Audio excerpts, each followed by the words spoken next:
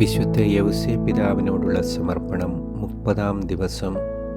പിശാചുക്കളുടെ പേടി സ്വപ്നമായ യൗസേപ്പ്. ദൈവവചനം. നിങ്ങളുടെ ശത്രുവായ പിശാച് അലറുന്ന സിംഹത്തെ പോലെ ആരെ വിഴുങ്ങണമെന്ന് അന്വേഷിച്ചുകൊണ്ട് ചുറ്റി നടക്കുന്നു. വിശ്വാസത്തിൽ ഉറച്ചു നിന്നുകൊണ്ട് അവനെ എതിർക്കുവിൻ. ധ്യാനം. ആത്മീയ ജീവിതം ഒരു നിരന്തര പോരാട്ടമാണല്ലോ. നമ്മുടെ ഇഷ്ടാനിഷ്ടങ്ങളോട് യുദ്ധം ചെയ്യണം. അതുപോലെ തന്നെ ലോകത്തിൻ്റെ അരൂപികളോടും പിശാചിൻ്റെ ചെയ്തികളോടും പോരാടണം. ഈ പോരാട്ടത്തിൽ ശക്തനായ സഹായിയാണ് യൗസേപ്പ് പിതാവ്. ഈ വിശുദ്ധാത്മാവിന് മാത്രമായുള്ള വിശേഷണമാണ് പിശാചുക്കളുടെ പേടി സ്വപ്നം എന്നത്.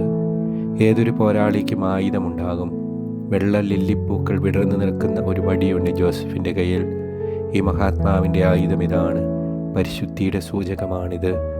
പരിശുദ്ധി പിശാചിൻ്റെ എല്ലാ കാലത്തും പേടിയുടെ വിഷയമാണ്. പരിശുദ്ധിയുടെ സാന്നിധ്യത്തിൽ അവൻ തകർന്നു പോകും. അന്ധകാരത്തിന് പ്രകാശത്തിൻ്റെ സാന്നിധ്യത്തിൽ നിലനിൽപ്പില്ലല്ലോ. ദൈവസുതൻ്റെ ജനനത്തെക്കുറിച്ച് വ്യക്തമായ ധാരണ പിശാചിന് കിട്ടിയില്ല. എന്നാൽ ദൈവസുതൻ ജനിച്ചെന്ന വാർത്ത കേട്ടപ്പോൾ ഹെരോദോസിലൂടെ അവൻ കുഞ്ഞിനെ നശിപ്പിക്കാനുള്ള കരുക്കൾ നീക്കി. ദുഷ്ടരുടെ കൈകളിൽ നിന്നും കുഞ്ഞിനെയും അമ്മയെയും സംരക്ഷിക്കാൻ ജോസഫിനായിരുന്നല്ലോ നിയോഗം. അത് ജോസഫ് മനോഹരമായി നിർവഹിച്ചു. മാത്രവുമല്ല, ഈജിപ്തിലേക്കുള്ള പലായനത്തിനിടയിൽ എത്രയെത്ര ദുഷ്ടശക്തികളെയാകും അവൻ പരാജയപ്പെടുത്തിയിട്ടുണ്ടാവുക. തിരുക്കുടുംബത്തിൻ്റെ യാത്ര ദിവികാരുണ്യ പ്രദക്ഷിണം കൂടിയാണല്ലോ. പരിശുദ്ധിയായ മറിയത്തിനും നീതിമാനായ യൗസേപ്പിനും ഇടയിലൂടെ ദിവികാരുണ്യം മുന്നോട്ട് നീങ്ങി. അവിടെയെല്ലാം നരകശക്തികൾ പിന്തിരിഞ്ഞുപോയി. ഏതാനും സമയം ദിവികാരുണ്യ ആരാധന നടത്തുമ്പോൾ തന്നെ നമ്മിൽ എത്രയോ മാറ്റങ്ങൾ സംഭവിക്കുന്നു. എന്നാൽ ഏറ്റവും അധികം ആരാധന നടത്തിയിട്ടുള്ളവൻ യൗസേപ്പല്ലാതെ മറ്റാരാണ്?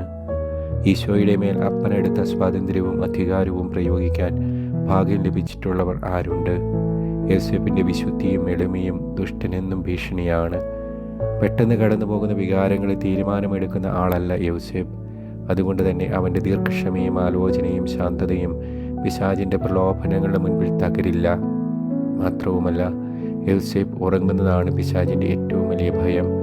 യൗസേപ്പിൻ്റെ ഉറക്കം പിശാചിൻ്റെ ഉറക്കം കെടുത്തും. ഉണർവിൽ എന്നതിനേക്കാൾ ഉറക്കത്തിൽ അവൻ ദൈവവുമായി സംഭാഷണത്തിലായിരിക്കും.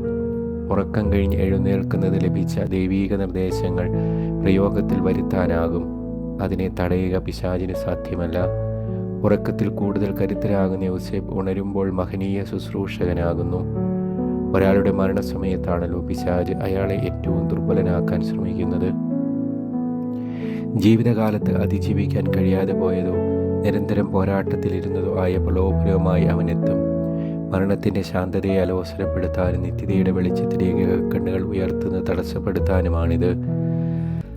അതുകൊണ്ടാണ് ഈശോ മറിയം യൗസേപ്പേ എന്ന് നാം ആവർത്തിച്ച് പ്രാർത്ഥിക്കുന്നത്. ഈ നാമങ്ങൾ ദുഷ്ടശക്തികളെ ദുർബലമാക്കും. ആത്മീയ പോരാട്ടത്തിൽ യൗസേപ്പിൻ്റെ സഹായം തേടാം. സ്വന്തം പരിശുദ്ധിയാലും എളിമയാലും പിശാചുക്കളെ ഭയപ്പെടുത്തിയവൻ നമ്മയും സഹായിക്കും.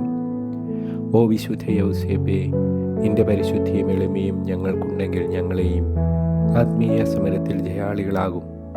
നിരന്തരം പാപത്തിൽ വീണുപോകുന്ന ഞങ്ങളുടെ സ്വഭാവപ്രകൃതിയെ നീ കാണണമേ.